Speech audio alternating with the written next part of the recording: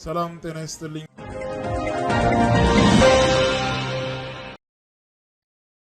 ውስጥ መሳተፍ አለመቻል ራስን ማጥፋት ነው ብለን እናስባለንና ያ ስንል ግን እይታችን አድማሳችን በአማራነት ብቻ የተከለለ በዚህ ብቻ የሚቆም ሳይሆን አልቲሜት የሆነው ግባችን ኢትዮጵያን ኦውን ማድረግ ነው። ፓርቲውን ከምስረታው ጀምሮ ለሁለት ዓመት የመሩት ዶክተር ደሳለኝ ጫኔ ናቸው። ለማብራሪያው በስፋት ይመለሳሉ። የኢትዮጵያውያን ዜጎች ለማህበራዊ ፍትህ መሪ ዶክተር ብርሃኑ ነጋ ስለ ሀገርና ስለ ፓርቲያቸው ይናገራሉ። ይሄ የሰው ልጅ የመርሳት እንትኑ የሚገርም ነው። የታሪክን ችግሮች የመርሳት ችግር በጣም ከታሪክ መማር አለመቻል ያን ትምህርት ደግሞ በየጊዜው ያስታወሱ። ለዚህ ነው እኮ ከትውልድ ትውልድ እንዲህ አይነት ነገሮች ሲፈጠሩ ልጆችን ማስተማር ምናምን የሚገባው።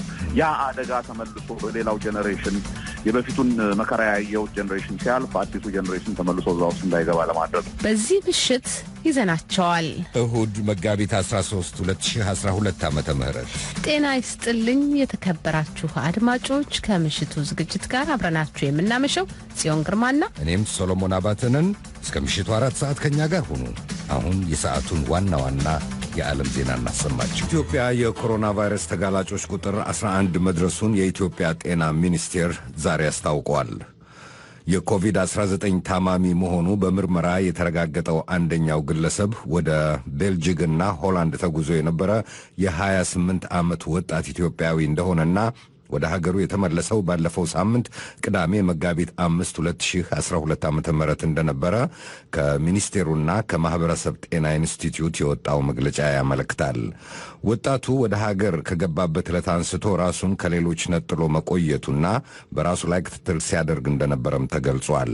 ሁለተኛው ተጋላጭ 34 ዓመት ዕድሜው ላይ የሚገኝ ኢትዮጵያዊ ሲሆን የከትናንት በስቲያው ሐሙስ መጋቢት 10 2012 ዓ.ም ከዱባይ ሲመለስ ቦሌ አይሮፕላን ጣቢያ ላይ መንገደኞች ላይ በሚከናወነው የመለየት ሥራ የኮቪድ-19 ምልክት በማሳየቱ ለይቶ በማቆያ ስፍራ እንዲቆይ ተደርጎ በተደረገው ምርመራ ለኮሮና ቫይረስ መጋለጡ መረጋገጡን ሚኒስቴሩ አስታውቋል። 10 የኮሮና ቫይረስ ተጋላጮች በደህና ሁኔታ ላይ እንደሚገኙ፣ 85 ዓመት ዕድሜያቸው ላይ የሚገኙ አንድ ታማሚ ከባድ የሚባል ሕመም እንዳላቸውና የሕክምና ክትትል እየተደረገላቸው መሆኑንም መግለጫው ጠቁሟል። 392 ናሙናዎች እስካሁን በላቦራቶሪ ምርመራ እንደተደረገላቸው ተገልጿል። ኤርትራ የመጀመሪያውን የኮሮና ቫይረስ ተጋላጭ ትናንት መዝግባለች። ብርሃነ በረኸ ከአስመራ ተጨማሪ አለው። ይህ የመጀመሪያው የኮሮና ቫይረስ ተያዥ ኖርዌይ የሚኖር የ39 ዓመት ኤርትራዊ እንደሆነና ቅዳሜ ጠዋት ከኖርዌይ በፍላይ ዱባይ አውሮፕላን አስመራ ዓለም አቀፍ አየር ማረፊያ በደረሰበት ወቅት በተደረገለት ምርመራ የኮቪድ-19 ምልክት በማሳየቱ በኤርትራ ብሔራዊ የጤና ላቦራቶሪ ተጨማሪ ምርመራ ተደርጎለት እንደተረጋገጠ፣ በዚህም የመጀመሪያው ኤርትራዊ ሆኖ መመዝገቡን በነጥሎ ማከሚያ ተቋም ገብቶ አስፈላጊው ክትትልና የሕክምና እርዳታ እየተደረገለት እንደሆነም የኤርትራ የጤና ሚኒስቴር አስታውቋል። ከዚህ ጋር በተያያዘ ዜና ባለፉት 3 እና 4 ቀናት የኮሮና ቫይረስ በሽታን ምክንያት በማድረግ በአንዳንድ ከተሞች ላይ በእህል፣ ጥራጥሬ፣ ስኳር፣ ዘይት እንዲሁም የንጽህናና ሌሎች አስፈላጊና መሰረታዊ በሆኑ ሸቀጦች ላይ እየታየ ያለው የዋጋ ጭማሪ ምክንያታዊ ያልሆነና ከስነ ምግባር ውጪ የሆነ ሕሊና ቢስ ተግባር መሆኑን በመጥቀስ ይህን በህብረተሰቡ ኑሮ ላይ አሉታዊ ተጽዕኖ የሚያሳድር ተግባር ለመግታት መወሰኑን የኤርትራ ንግድና ኢንዱስትሪ ሚኒስቴር ትናንት ባወጣው መግለጫ አሳውቋል። ይህ ኃላፊነት በጎደላቸው ነጋዴዎች እየታየ ያለው መጥፎ ተግባር በህግ የሚያስጠይቅ በስነ ምግባር ደግሞ ነውር መሆኑን በመጥቀስ ላይ የተጠቀሱት የምግብና የንጽህና ሸቀጦች ላይ ከመጋቢት 10 በፊት ከነበረው ዋጋ ጨምሮ የሸጠ ንብረት ሲደብቅ የተገኘ ወይ እያለ የለም ያለ ነጋዴ ያላግባብ ንግድ ስራ በሚል በሰፈረው ህግ ቁጥር 125/2002 ንብረት እስከ መውረስና የንግድ ፈቃድ መሰረዝን ያጠቃለለ ጠንካራ ህጋዊ እርምጃ እንደሚወሰድባቸው የኤርትራ የንግድና ኢንዱስትሪ ሚኒስቴር አስታውቋል። ህግና ስርዓትን የሚያስከብሩ አባላቱን በየቦታው አሰማርቶ የቁጥጥር ስራ እየሰራ እንደሆነ የገለጸው የኤርትራ የንግድና ኢንዱስትሪ ሚኒስቴር ጽሕፈት ቤት ተጠቃሚ ህብረተሰብ ህጋዊ ያልሆኑ ነጋዴዎችን በሚያዩበት ጊዜ ለሚመለከተው አካል እንዲያሳውቅና የበኩሉን ትብብር እንዲያደርግ አሳስበዋል። ከዚህ ጋር በተያያዘ ዜና የኮሮና ቫይረስ ተጋላጭነትን ለመቀነስ በተለያዩ ቦታዎች ላይ የሚደረጉ የስፖርት ውድድሮች ላልተወሰኑ ጊዜ እንዲቋረጡ መደረጉን ያገኘነው መረጃ ያመለክታል። ብርሃነ በርሀ ለአሜሪካ ድምፅ ከአስመራ። ለኢትዮጵያና ለሌሎችም የአፍሪካ ሀገሮች የኮሮና ቫይረስ መመርመሪያዎችና መከላከያ ቁሳቁስ ዛሬ አዲስ አበባ ገብተዋል። ይህ የድጋፍ ውጥን የተጀመረው በኢትዮጵያው ጠቅላይ ሚኒስትር አብይ አህመድ በጃክማ ፋውንዴሽን መስራችና በአሊባባ ፋውንዴሽን በጋራ መሆኑ ተገልጿል። እርዳታው 1.1 ሚሊዮን የመመርመሪያ ጥቅሎች፣ 6 ሚሊዮን የአፍና የአፍንጫ መሸፈኛ ማስኮች፣ 60 ሺህ የመከላከያ አልባሳት ሲሆኑ ለ54ቱ የአፍሪካ ሀገሮች እኩል እንደሚካፈሉ ታውቋል። ዛሬ አዲስ አበባ የገባው የጃክማና የአሊባባ ፋውንዴሽኖች እርዳታ የመጀመሪያ ዙር ነው። የኮቪድ-19 ስጋት በምርጫ እንቅስቃሴዎች ላይ ስለሚኖረው ተጽዕኖና ሊወሰዱ በሚገባቸው እርምጃዎች ላይ የኢትዮጵያ ብሔራዊ ምርጫ ቦርድና የፖለቲካ ፓርቲዎች ትናንት ተወያይተዋል። ገዢውን ፓርቲ ጨምሮ 45 የፖለቲካ ፓርቲዎች በውይይቱ ላይ መሳተፋቸው ተገልጿል። የመራጮች ትምህርት፣ የአስፈጻሚዎች ስልጠና፣ የቁሳቁስ ስርጭት የሰውን መዘዋወር የሚጠይቁ መሆናቸውና ወረርሽኙ በመራጮች ምዝገባ ላይ በሚያደርሰው ተጽዕኖ ላይ ውይይት መደረጉ ታውቋል። የወረርሽኙ ስጋት በዚሁ ሁኔታ ከቀጠለ በምርጫው አፈጻጸምና በጊዜ ሰሌዳ ላይ በሚያሳድረው ተጽዕኖና ሊፈጠሩ በሚችሉ ሁኔታዎች ላይ ከፓርቲዎችና ከመንግስት አካላት ጋር ተከታታይ ግምገማ እንደሚያደርግ፣ የትናንቱን አይነት ውይይቶችንም እንደሚያሰናዳ ምርጫ ቦርድ አስታውቋል። አደጋው በምርጫው ሂደት ላይ ሊያሳድር የሚችለውን ተጽዕኖ እንደሚገነዘቡ ፓርቲዎቹ መግለጻቸው ተዘግቧል። አባሎችን የሰበሰብኩት ኮሮና ቫይረስ እንዴት እንደሚተላለፍ እና ለጥንቃቄ ለመነጋገር ነው ብሏል ብልጽግና ፓርቲ። ከወረዳና ከቀበሌ ጀምሮ የአባላቱን ስብሰባ እያካሄደ ነው በሚል በማህበራዊ ሚዲያ የቀረበበትን ወቀሳ አስመልክቶ የፓርቲው ቃል አቀባይ ለቪኦኤ በሰጡት መግለጫ የፓርቲ ስብሰባ ሳይሆን ወረርሽኙን ለመከላከል መደረግ ስላለበት ጥንቃቄ ለመወያየት ነው። በየደረጃው ያሉ የአመራር አባላትን ግንዛቤ ለማስጨበጥ ነበር፣ እርሱም ተጠናቋል ብለዋል። የብልጽግና ፓርቲ የህዝብና ዓለም አቀፍ ግንኙነት ኃላፊ አቶ አወሉ አብዲ ለቪኦኤ የሰጡት ሙሉ ቃል ዌብሳይታችንና ማህበራዊ ገጾቻችን ላይ ይገኛል።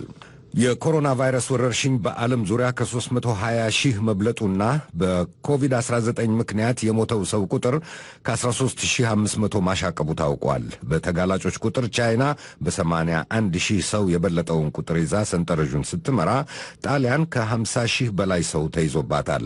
ዩናይትድ ስቴትስ፣ ስፓኝ፣ ጀርመን፣ ኢራን ከ20 ሺህ በላይ በሆነ ተጋላጭ ቁጥር ተከታትለው ተሰልፈዋል።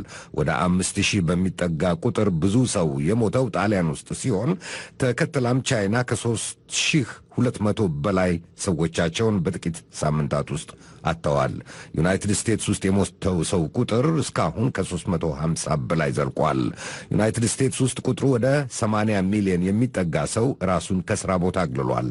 የጣሊያን ጠቅላይ ሚኒስትር ደግሞ የመቆጣጠሪያ እርምጃቸውን አጠናክረው በመላ ሀገሪቱ እጅግ አስፈላጊ ናቸው ከሚባሉ በስተቀር ሁሉንም ንግዶች ከነገ ጀምሮ በሮቻቸውን እንዲዘጉ ዛሬ አዘዋል። የዜናው ሰዓት ተጠናቀቀ። ዝግጅታችን እስከ ምሽቱ 4 ሰዓት ይቀጥላል። አብራችሁ ከአሜሪካ ድምፅ ራዲዮ ጣቢያ ከዋሽንግተን ዲሲ የሚተላለፍላችሁ የእሁድ መጋቢት 13 2011 ዓ.ም ምሽት ፕሮግራም ነው። የምሽቱን ዝግጅት ጥቂት ዘና ብለው ይጀምሩ። ሙዚቃ እንጋብ። ኮቪድ-19ን ማቆም ይቻላል።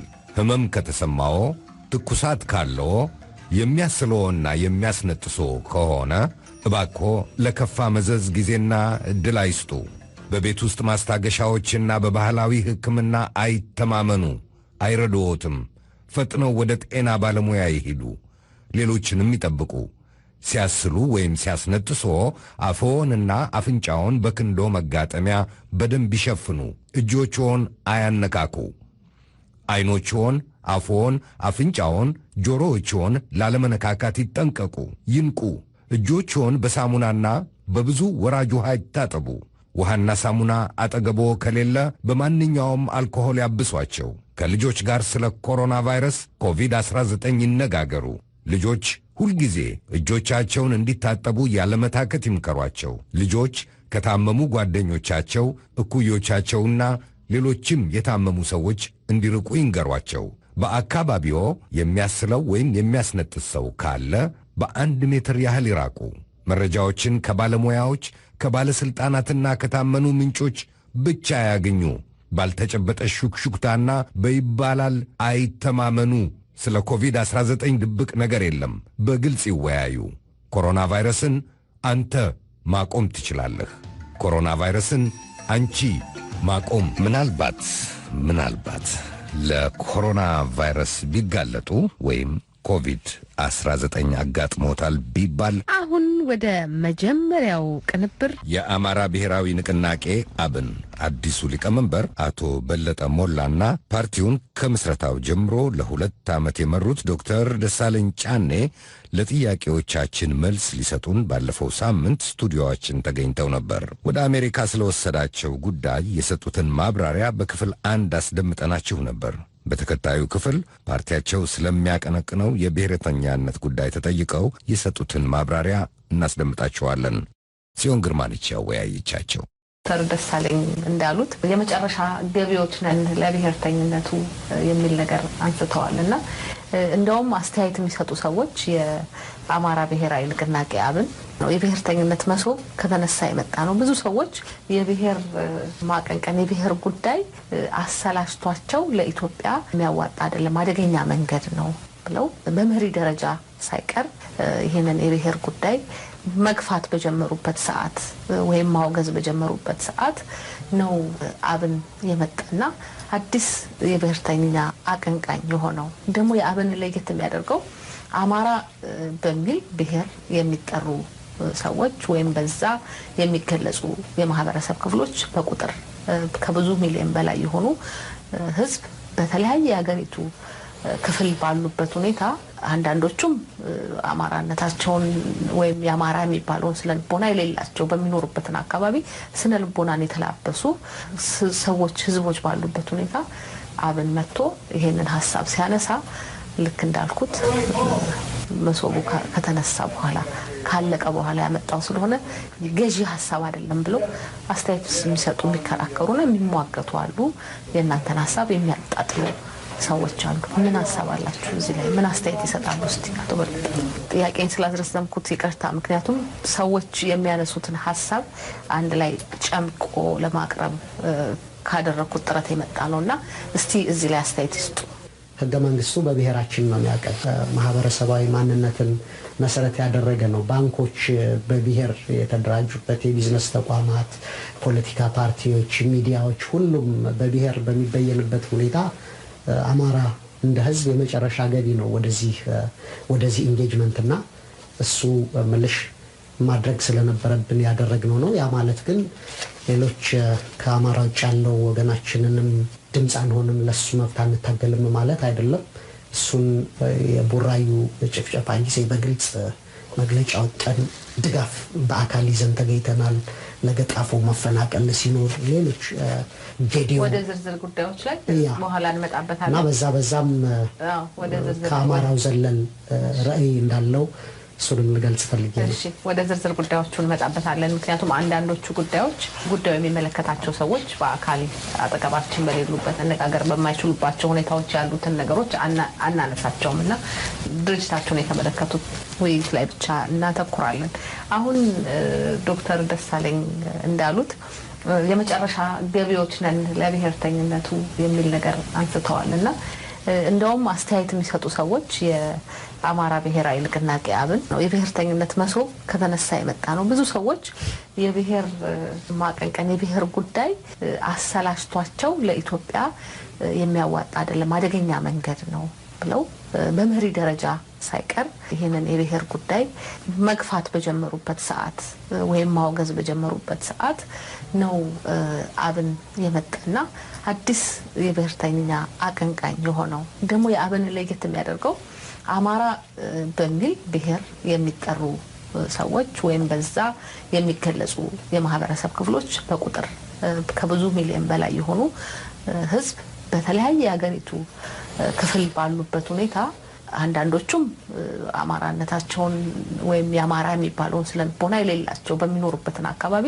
ስነልቦናን የተላበሱ ህዝቦች ባሉበት ሁኔታ አብን መጥቶ ይሄንን ሀሳብ ሲያነሳ ልክ እንዳልኩት መሶቡ ከተነሳ በኋላ ካለቀ በኋላ ያመጣው ስለሆነ ገዢ ሀሳብ አይደለም ብለው አስተያየት የሚሰጡ የሚከራከሩና የሚሟገቱ አሉ። የእናንተን ሀሳብ የሚያጣጥሉ ሰዎች አሉ። ምን አስተያየት ይሰጣሉ? እስቲ አቶ በለጠ ጥያቄን ስላስረዘምኩት ይቅርታ። ምክንያቱም ሰዎች የሚያነሱትን ሀሳብ አንድ ላይ ጨምቆ ለማቅረብ ካደረኩት ጥረት የመጣ ነውና እስቲ እዚህ ላይ አስተያየት ይስጡ። ሞሰቡ ከተነሳ የመጣ ነው መባሉ ይሄን አስተያየት የሚያራምዱ ሰዎች ቀና ልቦና ያላቸው ይሆናሉ ብዬ እገምታለሁ። በቀናነት ትልልቆች ፖለቲከኞች መሪዎች የሚያደርጉትን በኢትዮጵያዊነት ሽፋን የሚደረግ መልካም የሆነ የሚመስል ንግግር ኢትዮጵያዊነትን ማዕከል አድርጎ ቀነቀን የሚመስል ንግግር ለዚህ አይነት ተስፋ ጭሮባቸው ይሆናል ብዬ ገምታለሁ። ግን በተጨባጭ መሬት ላይ ያለውን ሁኔታ በእርግጥም የኢትዮጵያ ፖለቲካ እንዴት እየተመራ እንዳለ ማደራጃ መርሁም ምን እንደሆነ ተገነዘቡት አልመሰለኝም። ሀቁ የአማራ ህዝብ አማራ ተብሎ ተለይቶ ሲጠቃ የኖረ ህዝብ ነው። ይሄም በህገ መንግስቱ ላይ በአንድም ይሁን በሌላ መልኩ ተንጸባርቆ ጸረ አማራ የሆነ መንፈስ ተንጸባርቆ እናያለን። ምሳሌዎች ማቅረብ ይቻላል እና ያለፈው ስርዓት አሁንም ያለው ስርዓት በአንድም ይሁን በሌላ መልኩ ከዛ የቀጠለ በመሆኑ ይሄን ያህል በመሰረታዊነት የተለወጠ ነገር አለ ብለን ስለማናምን ግለሰቦች መልካም ሊሆኑ ይችላሉ፣ ከላይ መልካም ንግግር መልካም ምኞት ሊኖራቸው ይችላል። ግን እሱ ወደ ተግባር ተረጎመ ባለመሆኑ ህዝባችንም አማራ ተብሎ ተለይቶ በአማራነቱ ጥቃት ሲፈጸምበት የቆየ በመሆኑ ወደዚህ የፖለቲካ ትግል መምጣታችን የግድና አስፈላጊ ነበር። ከዚህም ውጭ ሌላ አማራጭ አልነበረንም። ስለዚህ የመጨረሻው ነው ለመምጣት ሲባል እንግዲህ እንደምናውቀው ከ50 ዓመት በፊት ጀምሮ የተለያዩ የብሔር አደረጃጀቶች ተፈጥረው በኢትዮጵያ ፖለቲካ ላይ ብዙ ማምስ ተፈጥሮ ኢትዮጵያ ዛሬ የገባችበት ሁኔታ ውስጥ እንድትገባ የራሳቸውን የሆነ ሚና ተጫውተዋል እና በዚህ ሂደት ውስጥ የኛ ህዝብ ከፍተኛ ዋጋ እንደከፈለ እናምናለን። ይሄም የአንድን የተደራጀ ትግል ይፈልግ ስለነበር ያን እውን አድርገን ህዝባችንን ብሶት እንዳይቀጥል ለማድረግ ህዝባችን ራሱን እንዲከላከል ለማድረግ በመከላከልም ራሱን ለኢትዮጵያ በጎ ነገሮችን ይዞ መምጣት የሚችልበትን ቁመና የገነባ ዘንድ ትግል እያደረግን ነው። ከጊዜ አንጻር ካየነው እንደ አማራ የተደራጀ የፖለቲካ ድርጅት ወደ ኢትዮጵያ ፖለቲካ ሲመጣ እኛ የመጨረሻዎች ነን። እንደ ህዝብም ካየነው በብሔር ፖለቲካ ታቅፎ ለመታገል የመጨረሻዎች ነን። ብዙዎች ይቀድሙናል ያለ ማለት ነው። ግን ዛሬ ላይ በኢትዮጵያ ፖለቲካ ላይ የተለወጠ ይሄ ነው የተባለ ነገር የለም። ማደራጃ መርሁ የብሔር ፖለቲካ ነው ያለው። ህገ መንግስትም በዚሁ መንፈስ የተቃኘ ህገ መንግስት ነው። እሱን ያልኩት እንግዲህ ቀደም ዶክተር ደሳለኝም ሲያነሱ ህገ መንግስቱ በዛ የተቃኘ ስለሆነ ምንም ምርጫ የለንም ነው የሚሉት። ግን እኔ ያልኩት በተለይ አሁን ይሄ የብሔር ፖለቲካ ጦስ አምጥቷል ለህዝብ በአገሪቱ ውስጥ ለሚኖረው ህዝብ ለህብረተሰቡ ጦስ እያመጣ ነው። ምክንያቱም የኔ የሚል የግል ይሄ የኔ ነው የሚል ህግን ማስከበር ፍትህን መጠየቅ መብትን ከመጠየቅ ባለፈ የመከለልና የኔ የሚል ስሜት ስላለው ጦስ አምጥቷል የሚል ብዙ ሰዎች በጦሰኝነት በፈረጁበት ሰዓት የእናንተ መምጣት ምን አስተዋጽኦ ያበረክታል ነው? የብሔር ፖለቲካ ምንድነው የሚለውን በቅጡ መረዳት አለብን። እንደዚህ አይነት አስተያየት የሚሰጡ ሰዎች ብናቃቸው ሞግታቸው ነበር ፊት ለፊት። ግድ የለም ህዝቦች አይደራጁና አይታገሉ ሊባል አይችልም። ፖለቲካ ተፈጥሯዊ ነው። የሰው ልጅ እንግዲህ ፍላጎት ተፈጥሯዊ እስከሆነ ድረስ ያን ፍላጎት መገደብ አይቻልም። ህዝብ እንደ ህዝብ ፍላጎት ካለው ያን ፍላጎቱን ለማሳካት የተደራጀ እንቅስቃሴ ማድረጉ እንደ ስጋት መታየት የለበትም። ምናልባት የብሔር ፖለቲካ ብለው ከዛ ጋር ቀላቅለው የሚያዩትኝ የሚደረጉ ሁከቶችን ብሔር ተኮር ጥቃቶችን ከሆነ እሱ የምናወግዘው ነው። ፖለቲካም አይደለም በመሰረቱ እሱ ሁከት ነው። ሁከት ፖለቲካ አይደለም። እኛ የሰለጠነ ፖለቲካ በማድረግ ቆራጥ ጠንካራ ፖለቲካ ትግል በማድረግ ባችን ሀቀኛ ጥያቄዎች አሉት። እነዚህን ጥያቄዎችን ማስመለስ መልስ ያገኙ ዘንድ ለማስቻል ትግል እያደረግን ነው። የፖለቲካ ትግል የምንለው ይሄ ነው። የአማራው ትግል ይሄ ነው። የኦሮሞም የብሔር ትግል ከዚህ አንጻር ነው የምንረዳው። ከዛ ውጭ ያለው በሁከት የታጀበው እንቅስቃሴ ሁከት ነው። ፖለቲካ ልንለው አንችልም እሱንና እንደዛ አይነት እኛ እንደምናደርገው ስለ ኢትዮጵያ የሚጨነቅ የሚያስብ ያን ነገ የተሻለ ለማድረግ ቁርጠኛ ፍላጎት ያለው እንዲሆን እንፈልጋለን። ሌላውም የፖለቲካ አካሄዶች የኦሮሞ እንደዛ እንዲሆን እንፈልጋለን እና የብሔር ሞሰብ ተነስቶ ኢትዮጵያዊነት መወለድ ሲጀምር መጣችሁ የሚሉን ከሆነ ኢትዮጵያዊነት የተወለደ ከሆነ እሰየው ያን ኢፈርት እኛም ጆይን እናደርገዋለን። ችግር የለብንም። በዚህ ትልቅ አትራፊኛ እንደምንሆን እናውቃለን። ሞሰቡ መነሳቱን ግን እርግጠኞች አይደለንም። ዛሬም ቢሆን ኢትዮጵያ የፖለቲካ እንቅስቃሴ በጥቅሉ ብሔር ተኮር የሆነ የፖለቲካ እንቅስቃሴ ነው። ህገ መንግስቱም ይሄን ነው። ፌዴራል ስርዓት አወቃቀሩም ይሄን ነው። ጠቅላይ ሚኒስትሩም አንድ የብሔር ፖለቲካን የሚመሩ መሆናቸው መገንዘብ ያስፈልጋል። ይህን ሀቅ መዘንጋት የለብንም እና ይህን ሀቅ ባልዘነጋንበት ሁኔታ እንግዲህ ብልጽግና የሚል ፓርቲ ተቋቁሟል። ስለዚህ እሳቸውን በሱ መለኪያ ማስቀመጥ ይቻላል። ጠቅላይ ሚኒስትሩን ግለሰቡን ሪፈር በማድረግ አይደለም የፖለቲካ የወሰዱት ሚና እሱን ነው። እኔ እንደ ግለሰብ አይደለም፣ እንደ ግለሰብ መልካም ሊሆኑ ይችላሉ፣ ስለ ኢትዮጵያ ቀናይ ሊሆኑ ይችላሉ፣ እኩልነትና ፍትህ እንዲሰፍን ቁርጠኛ ሊሆኑ ይችላሉ። ያን እንግዲህ እንደ ግለሰብ ስንመዝናቸው የምንሰጣቸው ቫልዩ ሊሆን ይችላል። ከዛ በዘለለ በፖለቲካ እንቅስቃሴያቸው ካየን ግን የብሔር ፖለቲካ ወልዶ ያሳድጋቸው ናቸው፣ እዚህ ቦታ ያደረሳቸው ናቸው። ስለዚህ በዛ ሀሳቤ ስናየው ከኛ የተሻሉ ኢትዮጵያውያን ናቸው ብለን ልንወስድ አንችልም። በመሰረቱ ሊሆኑም ስለማይችሉ ከኛ እነሱ ናቸው እያልንም አይደለም እና ሀቁ ይሄ ነው።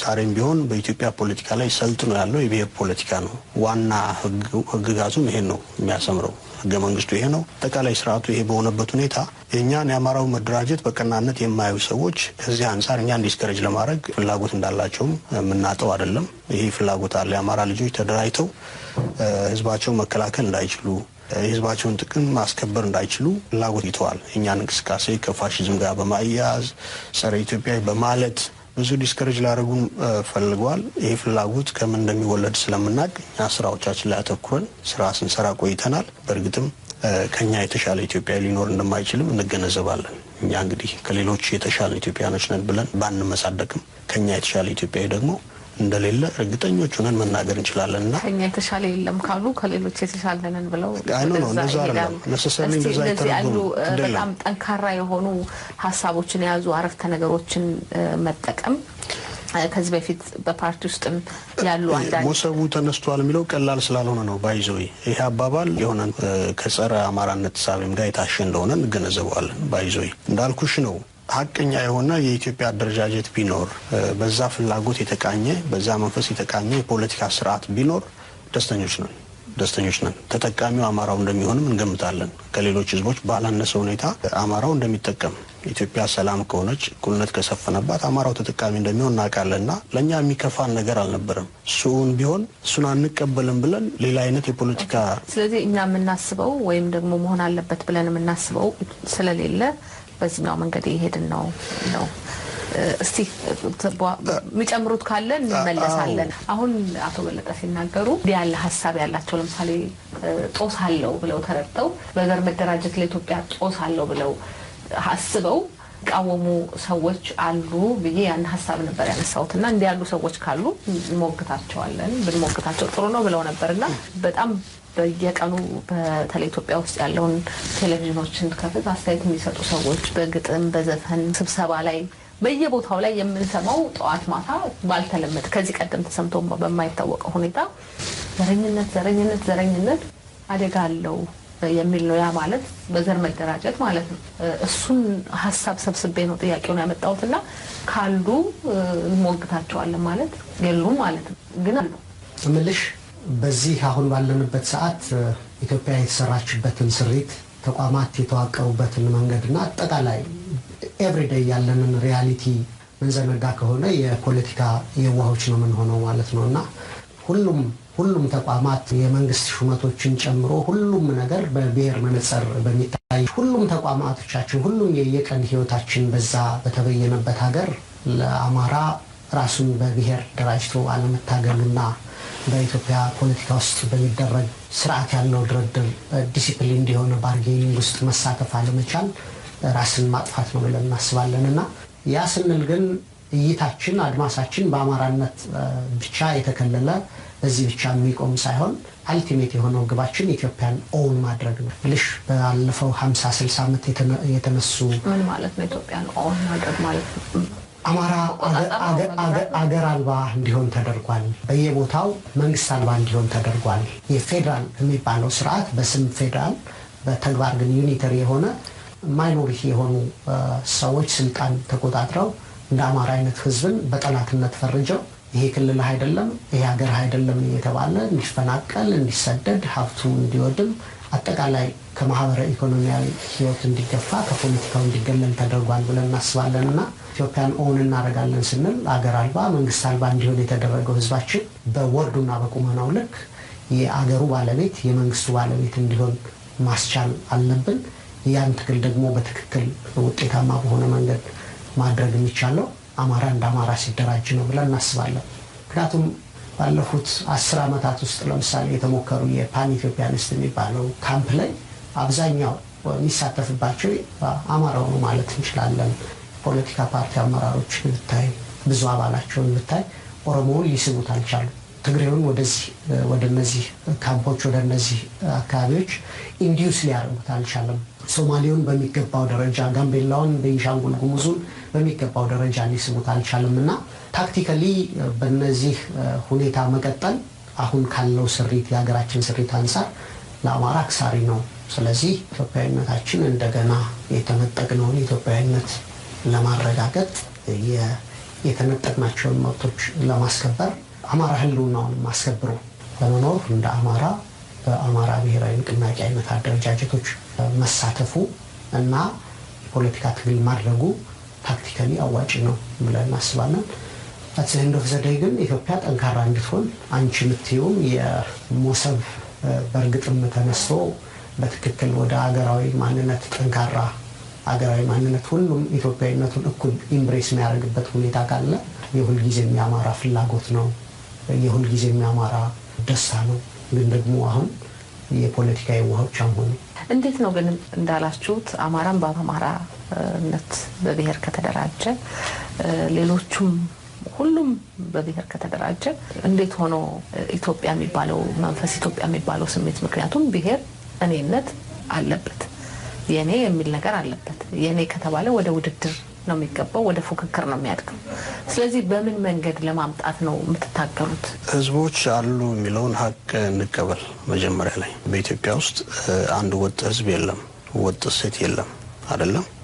ስለዚህ በርካታ ህዝቦች ካሉ በርካታ ፍላጎቶች አሉ። እነዚያ ፍላጎቶች የመደራጀት መብት ተደራጅተው ትግል ደረግባቸውን አውዶች መፍጠር መብት መሰረታዊ መብት መሆኑን እንገንዘብ መጀመሪያ። ስለዚህ ለምሳሌ የአማራው ተደራጅቶ መታገሉ መሰረታዊ መብት ነው።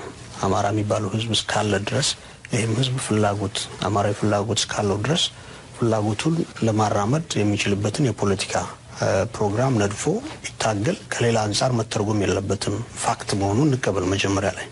እስከዛሬ ኢትዮጵያ በብሔር ፖለቲካ ስትታመስ ከቆየች ዋጋም ከከፈለች በእርግጥም ከፍላለች የከፈለችም ነው። ለዛ ችግሩ የብሔር አደረጃጀቶች በመኖራቸው አይደለም። ዛሬም ቢሆን ያለው ችግር የብሔር አደረጃጀቶች በመኖራቸው አይደለም። እነዚህ የብሔር አደረጃጀቶች ግን እየተመሩበት ያለው ወይ የቆሙበት አጠቃላይ የፖለቲካ ሁኔታ እርስ በርስ እንዳይግባቡ ጣት እንዲቀሳሰሩ ተደርገው እንዲሰሩ በመሆኑ የመጣ ነው እንጂ አሰች የኢትዮጵያ ህዝቦች አንዱ ለሌላው ጠላት ስለሆነ አልነበረም። ግን እንዲጠራጠሩ እርስ በርሳቸው በተለይ አማራው በሌሎች ህዝቦች ዘንድ ሲታይ በጥርጣሬ ውስጥ እንዲገባ ተጨቋኝ ትርክት ውስጥ ሌሎች ተጠምቀው አማራውን እንደ ጨቋኝ እንዳዩ በመደረጉ በዲዛይን የተደረገ ስለሆነ ሀገራችን ከፍተኛ ዋጋ እንዳስከፈለን እንገነዘባለን። ህዝቦች ካሉ ድረስ መኖራቸው ሀቅ እስከሆነ ድረስ ሀቅ ነው። ተደራጅተው ትግል ማድረጋቸው ተፈጥሯዊ መብታቸው ነው። ይህን እንቀበል፣ አፕሪሼት እናድርግ፣ ዋጋ እንስጠው። ይህን መንክድ ከሆነ አይ ማደራጃ መሩ ኢትዮጵያዊነት ብቻ ነው ምንል ከሆነ የነዚህን ህዝቦች ተፈጥሯዊ የመደራጀትና የመታገል መብታቸውንም መርገጥ ይሆናልና ይሄ እንዲሁም የከፋ አደጋ ይወልዳል።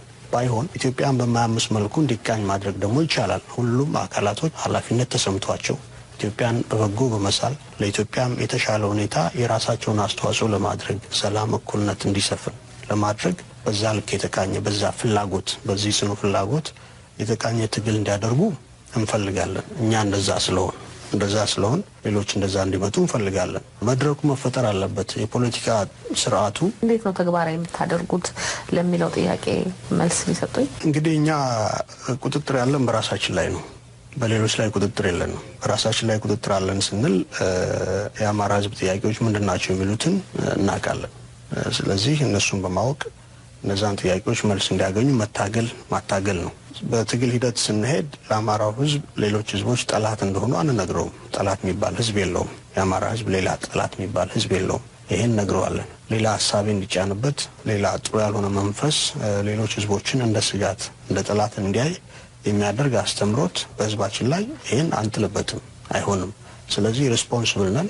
በዚህ አግባብ ነው እንግዲህ እኛ ለውጡን ቀጣይ አጠቃላይ ኢትዮጵያን ጣፈንታ እኛ ማበርከት በምንችለው ልክ አበርክተን ያን መወሰን እንችላለን የምንለው ከዚህ አንፃር በመንቀሳቀስ ነው። ችግሩ እንግዲህ ሌሎች ቡድኖች ህዝብን እንደ ህዝብ ጠላት ብለው ከመነሻው ፈርጀው ትግል በመጀመሪያቸው ያ ሁሉንም ጎድቷል። ተወደደም ተጠላም ሁሉም ከዚህ አትራፊ አልሆኑም። ጠላት ብለው የፈረጁትም ራሳቸውም ቢሆን በማያልቅ አዙሪት ውስጥ ገብተው ትርጉም ያለው ፖለቲካ ለኢትዮጵያ እንዳያበረክቱ አድርጓቸዋልና እኛ እንግዲህ ቁጥጥር ያለን እንዳልኩት በራሳችን ላይ እስከሆነ ድረስ የአማራ ህዝብ ፍላጎት ተረድቶ ከዛ ልክ ተቃኘ ፖለቲካ ማድረግ፣ ኃላፊነት ያልጎደለው ፖለቲካ ማራመድ፣ እኛን መከላከል ብቻ ሳይሆን ለሌሎች ኢትዮጵያኖችም ትሩፋት መሆን የሚችል ኃላፊነት ያልጎደለው የፖለቲካ ተሳትፎ ማድረግ ነው። በዚህ ልክ እኛ ራሳችን ተቆጣጥረን አፍራሽ ያልሆነ ሚና በመውሰድ አጠቃላይ በኢትዮጵያ ፖለቲካ ላይ በጎ አስተዋጽኦ ለማበርከት እንችላለን። አቅሙም አለን፣ ዊሉም አለን፣ ፍላጎቱም አለን፣ አቅሙም አለን፣ ካፓሲቲው አለንና ይሄን በማድረግ ነው እንግዲህ እኛ አስተዋጽኦ ይዘን መምጣት የምንችለው። ሌሎች ይሄን እንዲያደርጉ ቻሌንጅ እናደርጋለን በፖለቲካ ጉዟችን ሌሎች ወደዚህ እንዲመጡ። ስለዚህ እንደገባኝ ወደ ስልጣን መምጣትና በአገሪቱ የመሪነት ደረጃ ውስጥ መያዝ መቀመጥ ነው። ምንድነው የመጨረሻ ግቡ የፓርቲያችሁ? ስልጣን በእርግጥም ይሄን በግልጽ እንናገረዋለን። የፖለቲካ ትግል ነው የምናደርገው። አማራ ህዝባችን እስከዛሬ ከተጎዳ በስልጣን መንበር ዙሪያ ውክልና ስላልነበረው ነው። ስለዚህ ለስልጣን የሚደረግ ነው ሲባል ግን ስልጣንን መሰረት አድርጎ ሌሎችን ለመጉዳት አይደለም። ያው አማራ ቁመና አለው አይደለም እንዴ? ልክ አለው። በዛ በልኩ መንግስታዊ ስልጣን እንዲወክል ያስፈልጋል። ለዛ የሚደረግ ትግል ነው። ስለዚህ ለስልጣን ይደረጋል። ይህን ስልጣን ግን ላልሆነ አላማ ለመጠቀም አይደለም፣ ሌሎች ህዝቦችን ለመጉዳት ምናምን አይደለም። በእርግጥም ይህን በመጠቀም በኢትዮጵያ ትርጉም ያለው ሚና ለመጫወት ሰላሟ እንዲሰፍን፣ እኩልነት፣ ፍትህ፣ ልማት፣ ብልጽግና እንዲመጣ ያን ለማበረከት የሚያስችለን ቦታ ላይ መድረስ ነው። ስለዚህ ስልጣን የሚለው ተወያዮቿን አመሰግናለሁ። አድማጮች ውይይቱ አልተጠናቀቀም። ሶስተኛውን ክፍል ሳምንት እሁድ ይዘንላችሁ እንመለሳለን። ከአሜሪካ ድምፅ ራዲዮ ጣቢያ የሚተላለፍላችሁን የእሁድ ምሽት ዝግጅት ነው እየተከታተላችሁ ያላችሁት። ዝግጅቶቻችንን በዌብሳይታችን amharic.voanews.com እንደዚሁም በፌስቡክ @voa amharic ማግኘት ይቻላል። በትዊተርም እንዲሁ #ቪኦኤ አምሃሪክ ብላችሁ ተከተሉን፣ ተነጋገሩ። ለሞባይል ስልኮቻችሁ፣ ታብሌቶችና መሰል መሳሪያዎቻችሁ የቪኦኤን አፕ በነጻ ጭናችሁ ዝግጅቶቻችንን በቀላሉ ማግኘት ትችላላችሁ። ህመም ከተሰማው፣ ትኩሳት ካለው፣ የሚያስለውና የሚያስነጥሶ ከሆነ እባክዎ ለከፋ መዘዝ ጊዜና እድል አይስጡ። በቤት ውስጥ ማስታገሻዎችና በባህላዊ ሕክምና አይተማመኑ። አይረዶትም። ፈጥነው ወደ ጤና ባለሙያ ይሄዱ። ሌሎችንም ይጠብቁ። ሲያስሉ ወይም ሲያስነጥሶ አፎንና አፍንጫውን በክንዶ መጋጠሚያ በደንብ ይሸፍኑ። እጆችዎን አያነካኩ። አይኖችዎን፣ አፎን፣ አፍንጫውን፣ ጆሮዎችዎን ላለመነካካት ይጠንቀቁ። ይንቁ። እጆችዎን በሳሙናና በብዙ ወራጅ ውሃ ይታጠቡ። ውሃና ሳሙና አጠገቦ ከሌለ በማንኛውም አልኮሆል ያብሷቸው። ከልጆች ጋር ስለ ኮሮና ቫይረስ ኮቪድ-19 ይነጋገሩ። በአካባቢዎ የሚያስለው ወይም የሚያስነጥስ ሰው ካለ በ1 ሜትር ያህል ይራቁ። መረጃዎችን ከባለሙያዎች ከባለሥልጣናትና ከታመኑ ምንጮች ብቻ ያገኙ። ባልተጨበጠ ሹክሹክታና በይባላል አይተማመኑ። ስለ ኮቪድ-19 ድብቅ ነገር የለም። በግልጽ ይወያዩ። ኮሮና ቫይረስን አንተ ማቆም ትችላለህ። ኮሮና ቫይረስን አንቺ ማቆም። አየር ላይ በአጭር ሞገድ በ22 በ25 እና በ31 ሜትር ባንድ እንዲሁም በናይል ሳት ቪኦኤ 24 ላይ ነው የምንገኘው። ወደ ተከታዩ ዘገባ እናልፋለን። የኢዜማና የሀገር ፖለቲካ በመሪው አንደበት እውነተኛ ዲሞክራሲ ልንገነባበት የምንችልበትን ይህንን አጋጣሚ ማበላሸት የለብንም ይላሉ የኢትዮጵያውያን ዜጎች ለማህበራዊ ፍትህ ፓርቲ ኢዜማ መሪ ፕሮፌሰር ብርሃኑ ነጋ። ፕሮፌሰር ብርሃኑ ለአጭር ጊዜ ላሉት ጉብኝት ሰሞኑን ወደ ምድረ አሜሪካ ጎራ ብለው ነበር እና አገኘናቸው፣ አነጋገርናቸው። ስለ ሰሞኑ የዓለማችን ጭንቅ ኮቪድ-19 ወረርሽኝና ስለ አካባቢያዊ ስጋትም የአባይና የህዳሴም ግድብ ጉዳይ አንስቶ ሰለሞን አባተ ሲያወያያቸው እርሳቸውም የሰው ልጅ ጸር ስለሆነው በሽታና ስለ ሰው መዘናጋትም ተናግረው ነበር። ሰለሞን ወደ ሀገርና የፓርቲውን ፖለቲካ የዘለቀበትን ቃለ ምልልስ ከዚሁ ጥያቄ አነሳ። ወደ አነሱት ነጥብ ልመለስና እግረ መንገዱን እርሶ ያነሱት የሰው ልጅ ያለፈባቸውን ቶሎ ይረሳል ብለው ነበረ ፕሮፌሰር ብርሃኑ። ሩዋንዳውያን ያለፉበትን የረሱ ይመስሎታል? ይመለሳሉ እንዴ ወደዛ? ስጋት አለዎት እንዲህ አይነት? በአንድ ሀገር ውስጥ የሚፈጠሩ ችግሮችን በምን ያህል ጊዜ ሰው ይረሳዋል የሚለውን ነገር መቼም በእርግጠኛነት መናገር አይቻልም። በጀርመን ሀገር ናዚዎች የፈጠሩትን እልቂት ለሚያውቅ ሰው ጀርመኖች ተመልሰው የዛ አይነት የናዚ ፍልስፍናና አመለካከት ተመልሶ ሊመጣ ይችላል ብለህ ልታስብ አትችልም። በአሁኑ ጊዜ በምርጫ ከ18% በላይ የጀርመን ሕዝብ የመረጣቸው እነሱን ነው። ጣሊያን ሀገር ብትሄድ እንደዚሁ በጣም ቀኝ አክራሪ የሆኑ ለፋሽዝም የተጠቁ አይዲዮሎጂ ያላቸው አካላት ከፍተኛ ድምጽ እያገኙ ነው። በአውሮፓ በአብዛኛው አሜሪካን ሀገር የምታየው ተመሳሳይ ነው። ይሄንን ያየ ሌላ ቦታ አይደገምም ለማለት ምንም እንትን የለውም። ሩዋንዳ የአጭር ጊዜ ስለሆነ ያለውን መንግስት ይሄ ነገር እንዳይደገም በዛ ጊዜ የነበረ መንግስት ስለሆነ አጥብቆ ይዞት ሊሆን ይችላል። ነገር ግን ምን ሊመጣ እንደሚችል አታውቅም። እንደነኛ አይነት ግጭቶችን የፈጠሩ ርዕዮተ ዓለሞች፣ አመለካከቶች እስካሉ ድረስ ይሄ ሰውን በዘር በሃይማኖት በምን የመለካትና የማየት እና በእነኛ የተነሳ ደግሞ በጥላቻ ላይ የተመሰረተ አመለካከትን በማህበረሰብ ውስጥ ዘልቆ እንዲገባ ማድረግ እድል ሲያገኙ ህብረተሰብን በስሜት በቁጭት በንዴት ነድቶ ምን አይነት ክፋት ውስጥ ያስገባ እንደሚችል እናያለን። አገሮች መማር ያለባቸው ከራሳቸው ብቻ አይደለም፣ ከሌሎችም ሀገሮች ትምህርት መማር አለባቸው። ምክንያቱም ሌሎችም ሀገር ያሉት የሰው ልጆች ናቸው። ሌሎችም ሀገር ያሉት ሰዎች ይሄ ይመጣል እያሉ አይደለም እንዲህ አይነት ነገር የሚያደርጉት። ሳያውቁት በጊዜያዊ የፖለቲካ ግፊት፣ በስሜት በመገፋፋት አንድ ነገር ውስጥ ይገባሉ። አንዴ ከገባህ በኋላ መውጣት አስቸጋሪ ይሆናል። ተያይዘህ ዜን ወደ እልቂት ትሄዳለህ። እንደዚህ ነው። በሁሉም ስለምናየው ነው ይሄ የሰው ልጅ የመርሳት እንትኑ የሚገርም ነው። የታሪክን ችግሮች የመርሳት ችግር በጣም ከታሪክ መማር አለመቻል፣ ያን ትምህርት ደግሞ በየጊዜው እያስታወሱ ለዚህ ነው እኮ ከትውልድ ትውልድ እንዲህ አይነት ነገሮች ሲፈጠሩ ልጆችን ማስተማር ምናምን የሚገባው። ያ አደጋ ተመልሶ በሌላው ጀኔሬሽን የበፊቱን መከራ ያየው ጀኔሬሽን ሲያልፍ አዲሱ ጀኔሬሽን ተመልሶ እዛ ውስጥ እንዳይገባ ለማድረግ ነው። ፕሮፌሰር ብርሃኑ እውነት ነው። ሩዋንዳውያን ያዩት ችግር መደገም የሌለበት ሩዋንዳ ውስጥ ብቻ አይደለም። የሰው ልጅ ባለበት ቦታ ሁሉ ከዛ መማር ይችላል። ምን አተረፉ ሩዋንዳውያን? እንዴት ወደዛ ገቡ? እንዴት ማስወገድ ይችሉ ነበር ብሎ መገንዘብ ይቻል ነበረ። በቅርቡ እርስዎ በሰጡት አንድ ጋዜጣዊ መግለጫ ላይ የኢትዮጵያን ሁኔታዎች ሲገመግሙ አሁን ያለችበትን ሁኔታ አደጋዎች እያሉ ጠርተዋቸዋል። አደጋዎች ናቸው እንዴ አሁን ኢትዮጵያ ያለችባቸው ሁኔታዎች? አደጋ ነው።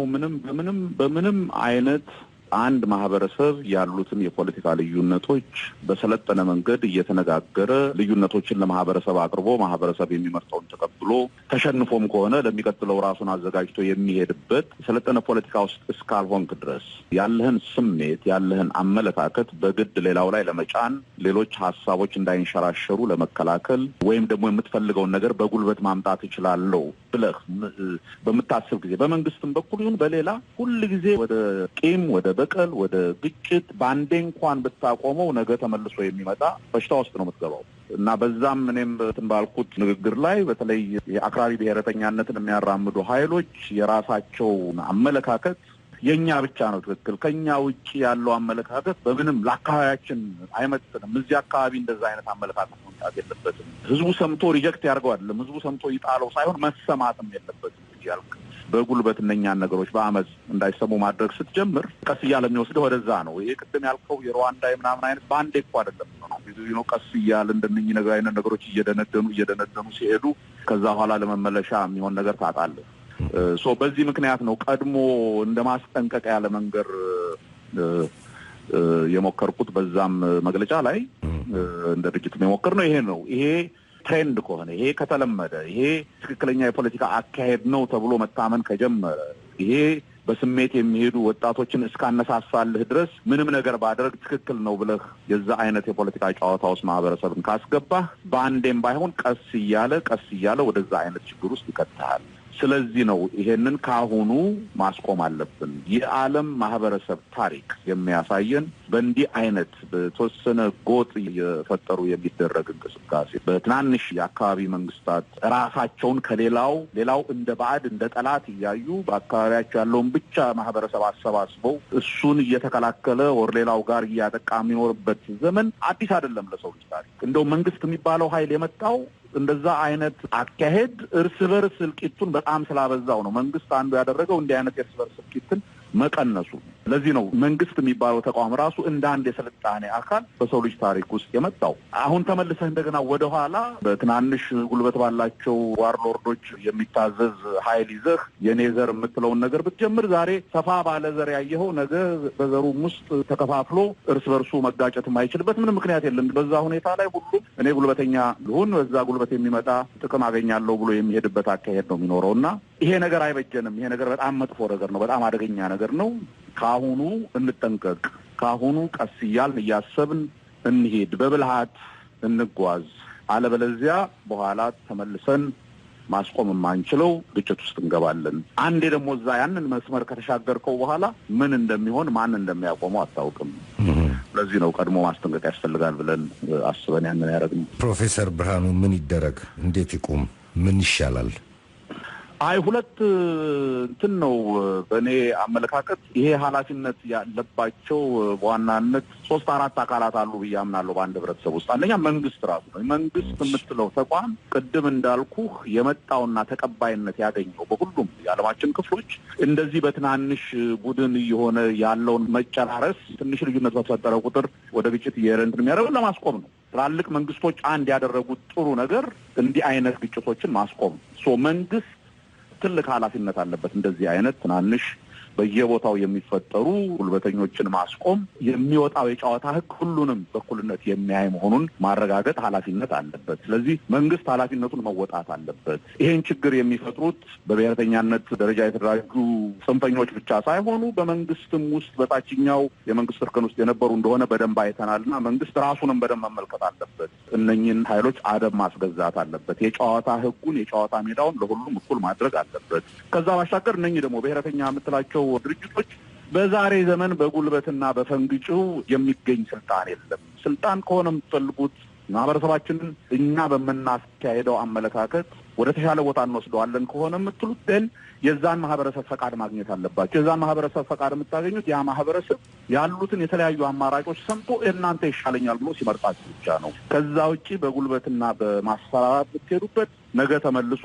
እናንተኑ ነው እንትን የሚያደርገው። ስለዚህ አደብ ገዝታችሁ አለን የምትሉትን አመለካከት በሰላማዊ መንገድ ለሁሉም እኩል በሆነ ሜዳ ሁሉም ሀሳቦች በነጻነት በሚሰሙበት መንገድ ማካሄድ አለባችሁ። ከዛ ባሻገር ግን ትልቅ ሚና ያላቸው የህብረተሰብ ክፍሎች፣ ህብረተሰቡ ራሱ ትልቅ ሚና አላቸው። እኛ በታሪካችን በሌሎችም ሀገሮች ታሪክ ያየነው ብዙ ህብረተሰብ ሰላም ይፈልጋል። አብዛኛው ማህበረሰብ በሰላማዊ መንገድ የሚካሄድ የፖለቲካ ጨዋታ ይመርጣል። ነጻነቱ ተከብሮ መኖር ይፈልጋል።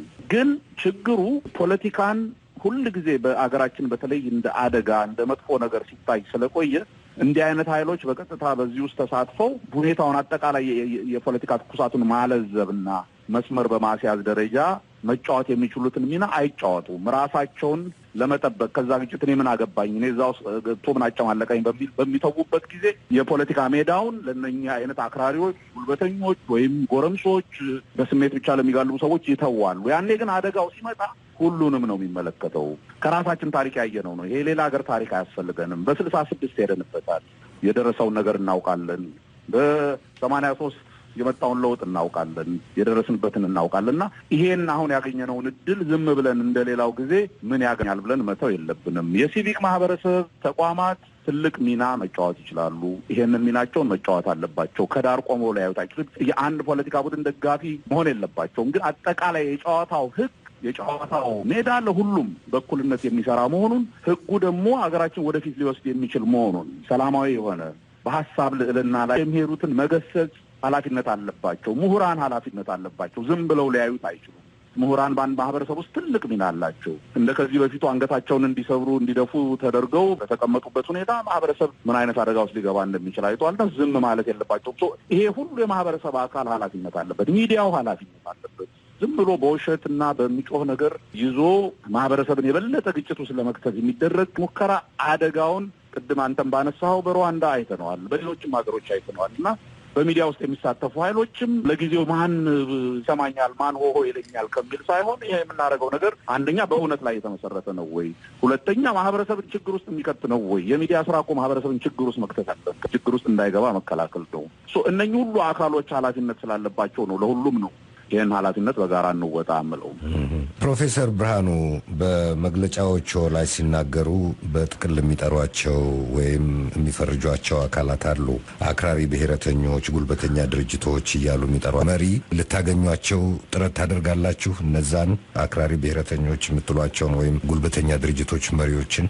ይሄ እኮ ሂደት እንደተጀመረ ሁሉም የፖለቲካ ድርጅቶች ቁጭ ብለን ለብዙ ቀናት ተወያይተን የጨዋታ ህጉ ምን መሆን አለበት፣ አክብረን መሄድ ያለብን ምንድን ነው፣ ከእያንዳንዳችን ምን ይጠበቃል በሚል በዝርዝር ተነጋግረን ዝርዝር የቃል ኪዳን ሰነድ ተፈራርመን ጨዋታችን በዚህ መልክ ነው፣ የጨዋታ ህጉ እንደዚህ ነው፣ ማንኛውም ድርጅት የትም ቦታ በነጻነት ያለምንም ፍርሃት የሚያምንበትን ማስተማር ይችላል፣ ማንኛውም ድርጅት የትም ቦታ ቢሮ ከፍቶ ህብረተሰቡን ማደራጀት ይችላል፣ ስብሰባዎች በሚደረጉ ጊዜ በሰላማዊ መንገድ መደረግ አለባቸው፣ በሰላማዊ መንገድ ማንም ሳይታወቅ ስብሰባዎች መደረግ አለባቸው ወዘተ በሚል በዝርዝር ከእያንዳንዱ የፖለቲካ ድርጅት የሚገባው ወር የሚጠበቀው አካሄድ ባህሪ ምን እንደሆነ ተነጋግረን በዝርዝር ተስማምተን ወደ 100 ምናምን የሚደርሱ ድርጅቶች ናቸው የፈረሙት። ታስታውስ እንደሆነ በጊዜው የገዢ ፓርቲ በነበረው በኢህአዴግ ስም ጠቅላይ ሚኒስትሩ ራሳቸው ናቸው ተገኝተው ይህንን የፈረሙት። ያ ከሆነ ግን ብዙ አልቆየም፣ በየቦታው መፍረስ ሲጀምር እና ያ መፍረስ የጀመረውና እንዲህ አይነት ውይይቶች እንዳይካሄዱ ስብሰባዎች እንዳይደረጉ እንቅፋቶች መፍጠር የጀመረው በሁሉም ቦታ ነው። በመንግስት ውስጥ ባሉ የአካባቢ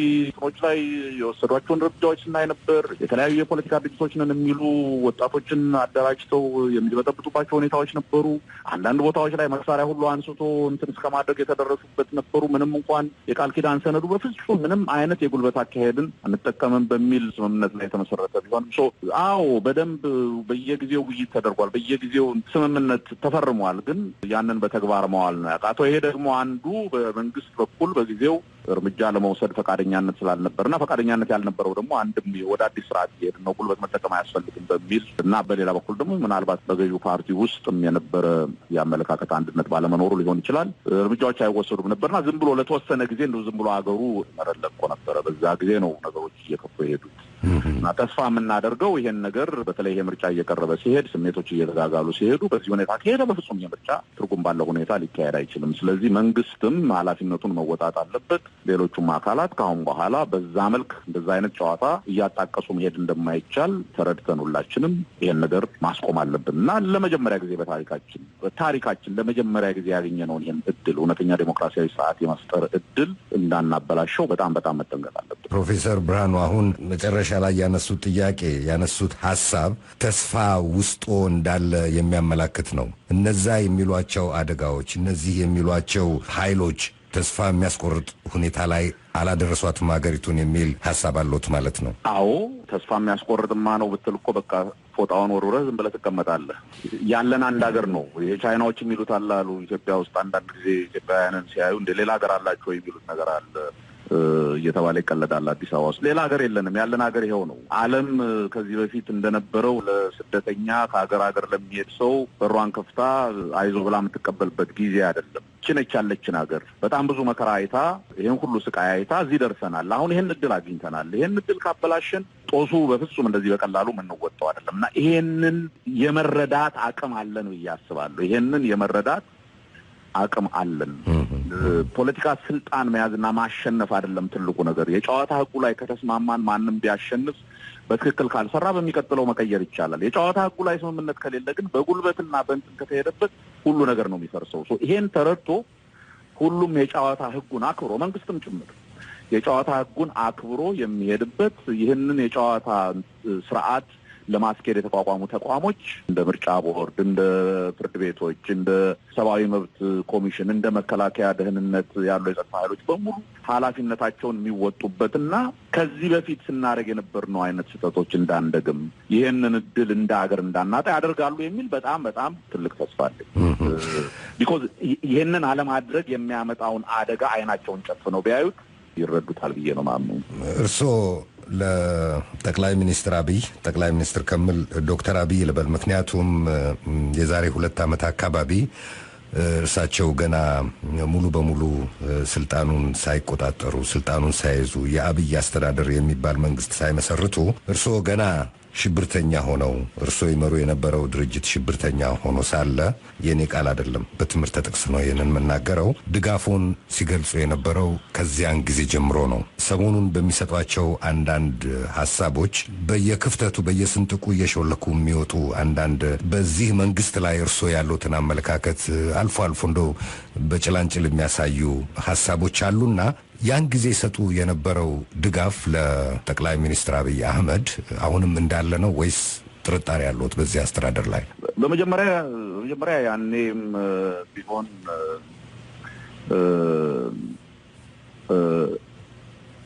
የለውጡን ሂደት ደግፈን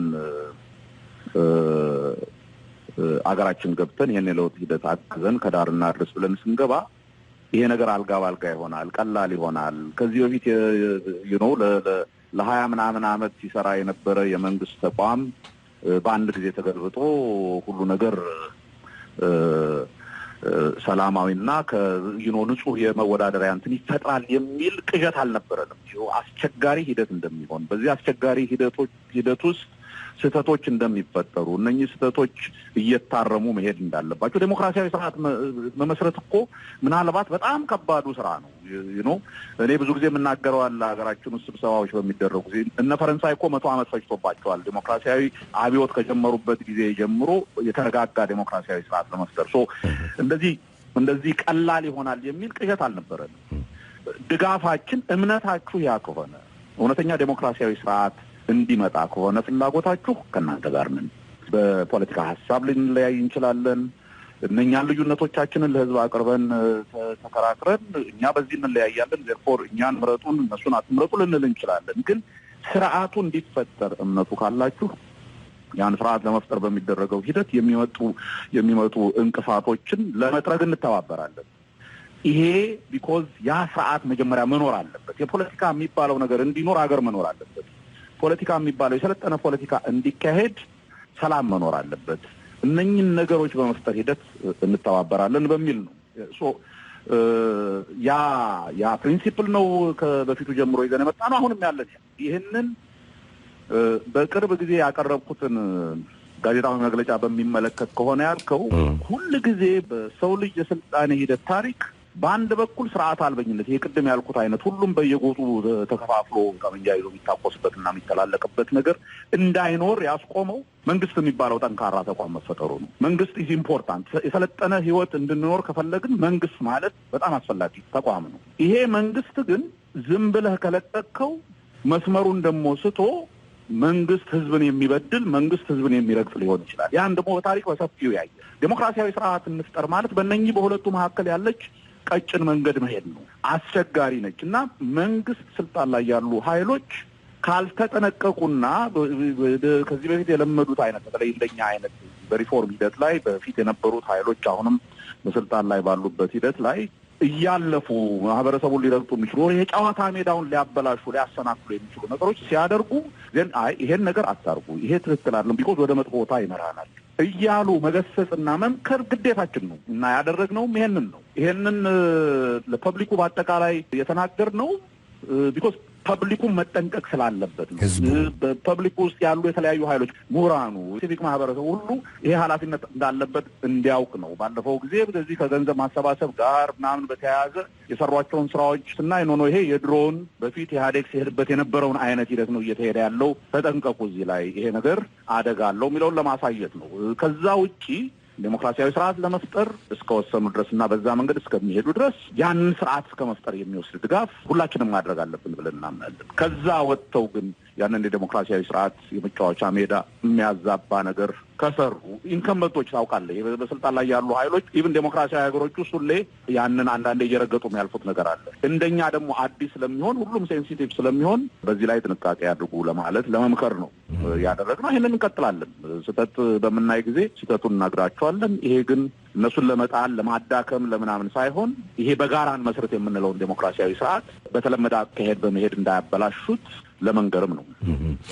ለመሆኑ መንግስት አደብ ማስገዛት አለበት ሲሉ ምን ማለት ሆነ? የኢዜማ መሪም ፕሮፌሰር ብርሃኑ ነጋን ለዛሬ እናመሰግናለን። ቀሪው ከሰሞኑ በሌላ ዝግጅት ይቀጥላል። አድማጮች በሙዚቃ ትንሽ ዘና እናድርጋችሁ።